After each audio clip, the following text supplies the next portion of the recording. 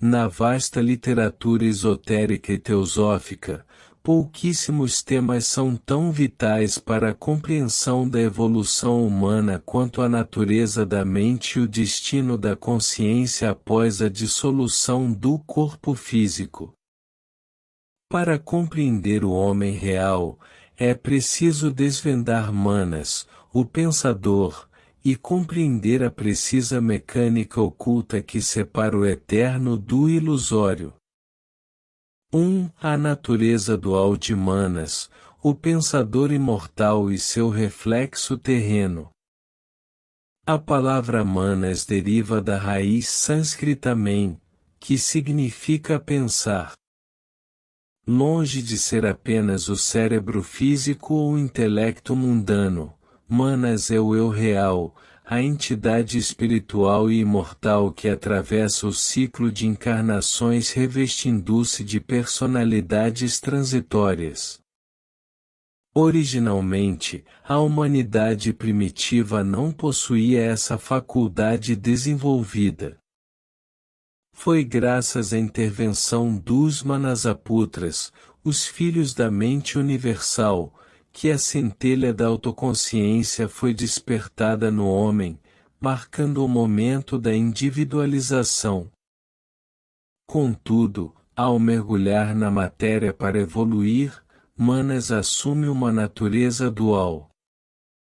Manas superior, a mente abstrata, é o aspecto essencial, puro e divino.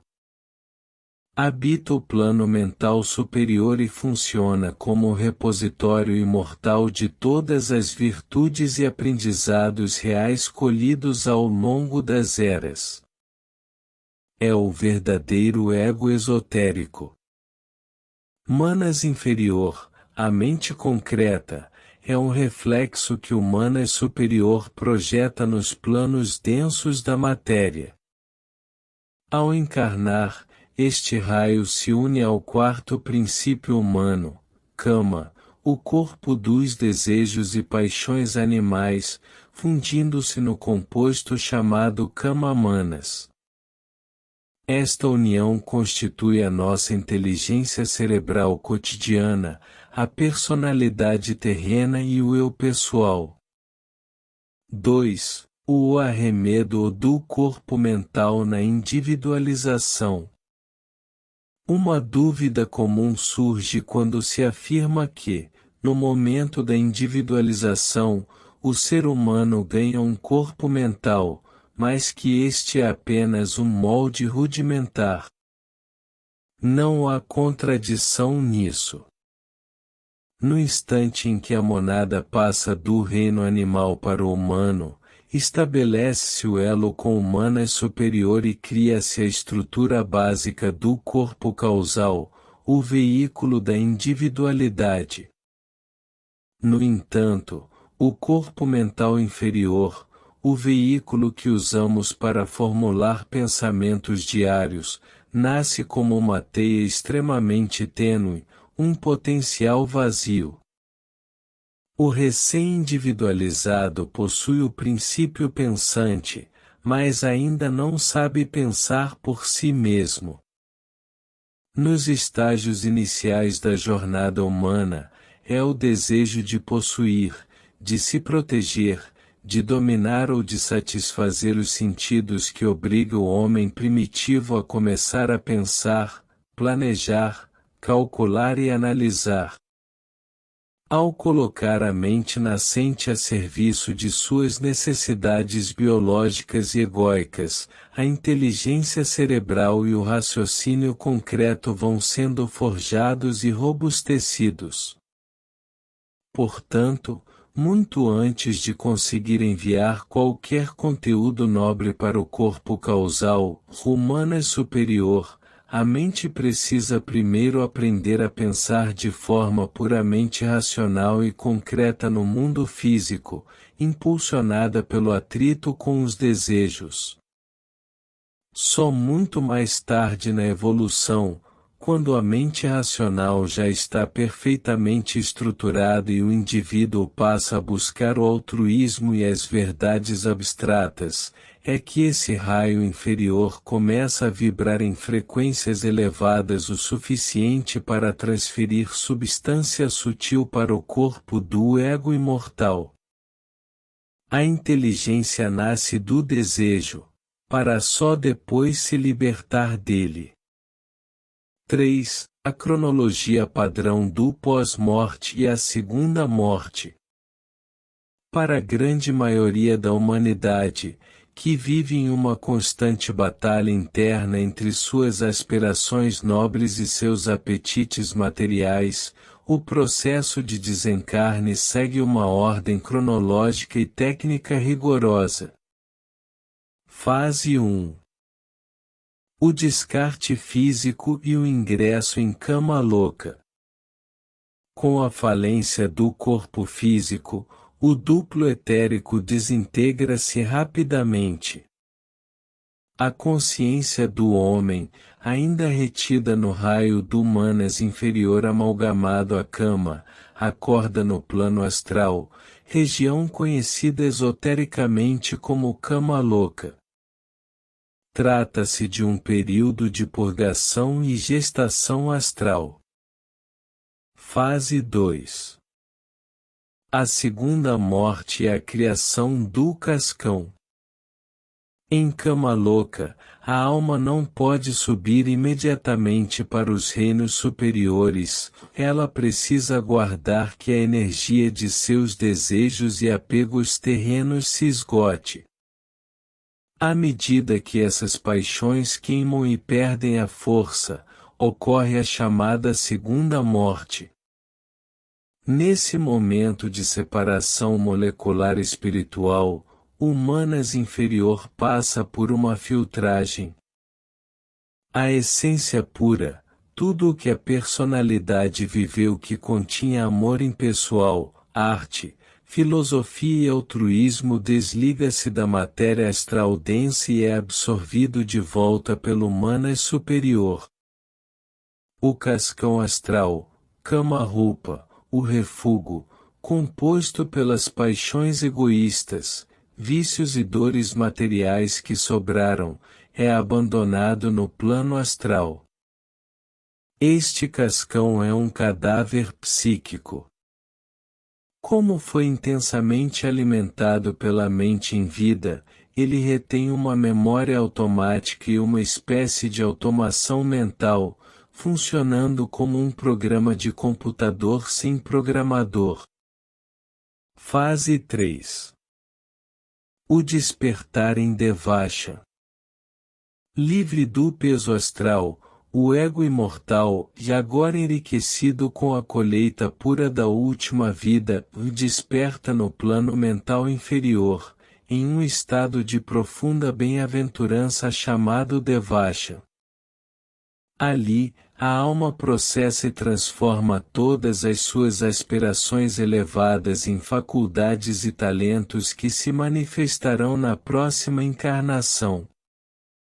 Esse período de repouso e assimilação costuma durar séculos, com uma média segundo a teosofia de 1500 anos.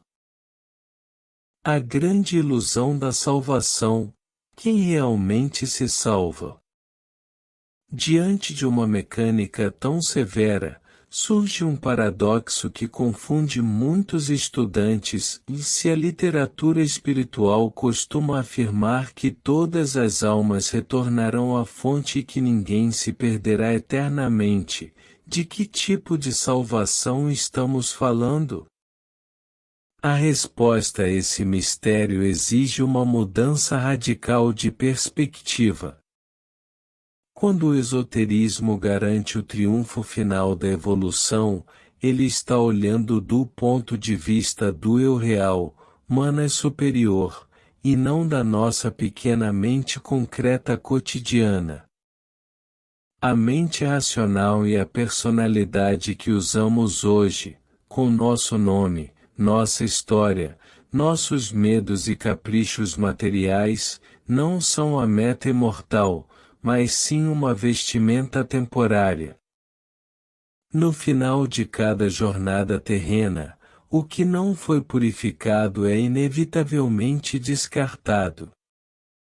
Portanto, a salvação universal não é um passaporte para a personalidade, mas sim para o conteúdo útil que ela acumulou.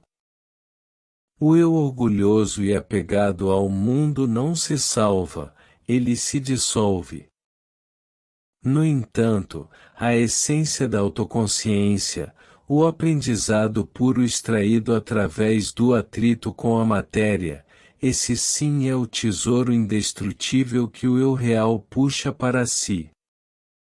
Nós não deixamos de existir, nós apenas despertamos do sonho da separatividade para descobrir que sempre fomos o pensador divino. 4. As exceções na jornada astral. A mecânica do pós-morte não é rígida e varia conforme a densidade da consciência do indivíduo. As principais exceções à regra geral incluem: altamente espiritualizados. Passagem quase instantânea, o Kama-loka carece de força ou apegos para retê-los. Atravessam o plano astral em um sono rápido e inconsciente, despertando quase imediatamente em Devachan. Mortes violentas e prematuras. Retenção prolongada e altamente consciente. Como o princípio vital e o Kama foram cortados no auge, a entidade permanece presa em Kama-loka até que o tempo programado para a sua vida física se esgote. Só depois inicia a ascensão ao Devachan. Materialistas concretos e ateus. Permanência focada no intelecto concreto ou sono pesado. Não geraram tendências perversas, mas carecem de aspirações abstratas. Como não encontram elementos para construir a experiência de Devachan, passam por um repouso inconsciente seguido de uma reencarnação rápida. 5. Os 3 destinos finais de Manas. Considerando a pureza ou o peso kármico que o homem impõe ao seu raio mental durante a vida, o esoterismo divide o desfecho da jornada humana em 3 destinos fundamentais. Destino 1. A unificação absoluta, o caminho do adepto. Reservado para as almas que atingiram a perfeição e o autodomínio. O Manas inferior desliga-se perfeitamente de toda a matéria de desejo durante as vidas terrenas. Na morte, o raio é totalmente reabsorvido pelo Manas superior, sem deixar qualquer resíduo ou cascão em Kama-loka. O ciclo de reencarnações obrigatórias encerra-se, o indivíduo torna-se um mestre de sabedoria, detentor da consciência contínua através das eras. Destino 2.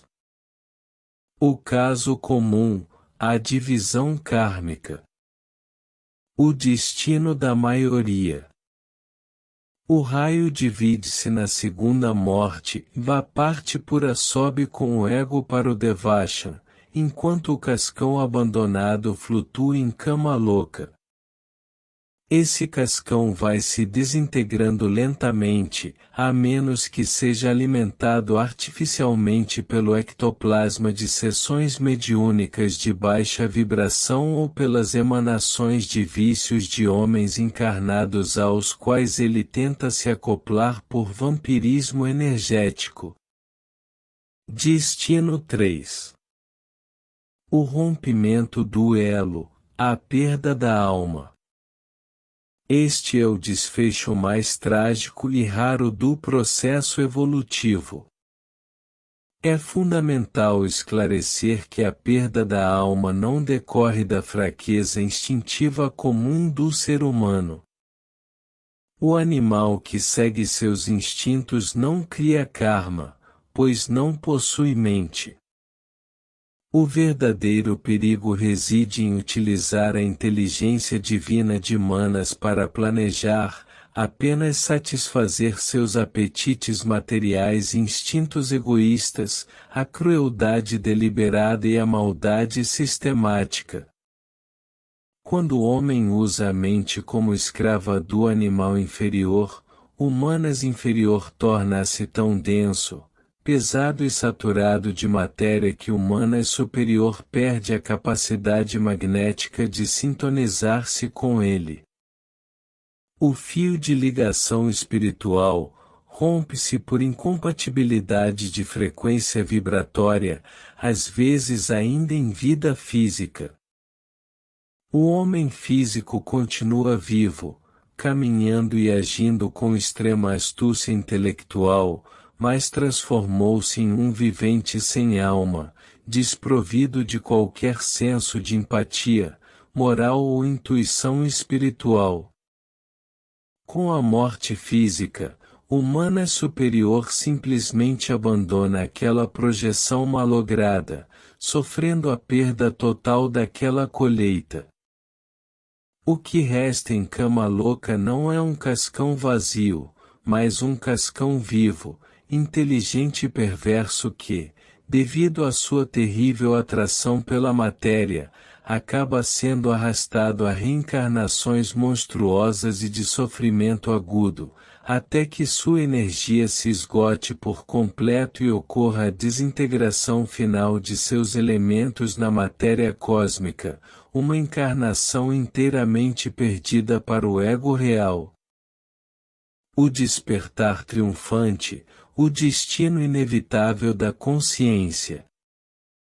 A partir dessa compreensão, o desfecho da grande jornada humana ganha sua real beleza.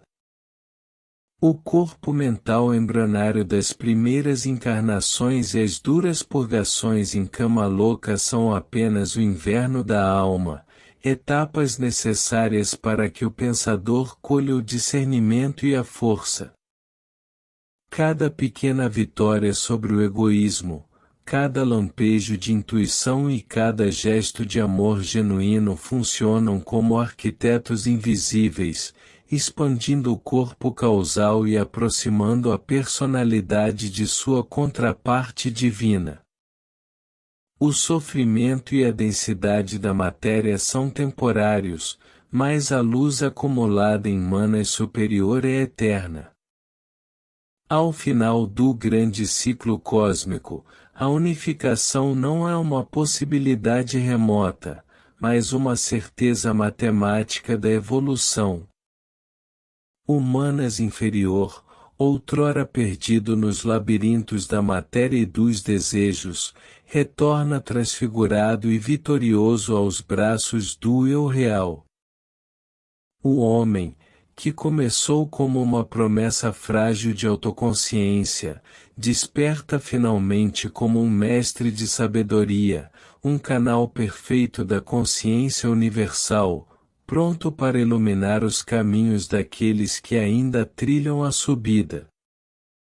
A evolução é, acima de tudo, o triunfo inevitável do espírito.